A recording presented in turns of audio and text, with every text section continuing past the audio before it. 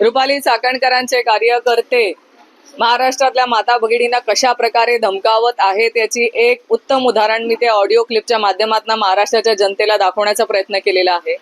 या क्लिपमध्ये एक महिला पदाधिकारी जी रुपाली चाकणकरांच्या याची पदाधिकारी आहे ती एका सामान्य महिलेला धमकावते आहे की तो सोशल मीडियावरती रुपालींच्या विरोधात पोस्ट का टाकली।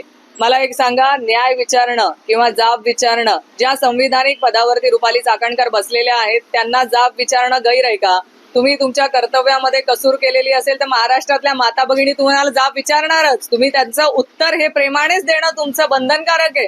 धमकावतात कशासाठी? आणि माझा आरोप आहे की हे त्यांचं रुपाली चाकणकरांचं पद जाणारच आहे। त्याच्यामुळे आता हे वैफल्यग्रस्तातून या भावनेतून हे सगळे प्रकार होत आहेत। स्वतःच्या समर्थनार्थ आंदोलनं काढून घेत आहेत पुण्यामध्ये, स्वतःच्या समर्थनार्थ आपल्या कार्यकर्त्यांकडून महाराष्ट्रातल्या माता भगिनींना धमकावण्याचं काम केलं जात आहे।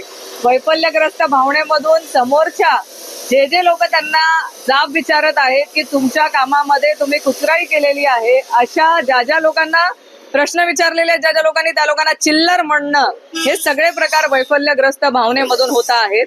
आणि या सगळ्या गोष्टी निषेधार्थ आहे एका संविधानिक पदावर बसलेल्या महिलेने अशी वागणूक देणं महाराष्ट्रातल्या माता भगिनींना, कारण हे माता भगिनींना न्याय देण्यासाठीच ते पद आहे। हे आम्ही महाराष्ट्रातल्या जनता खपवून घेणार नाही।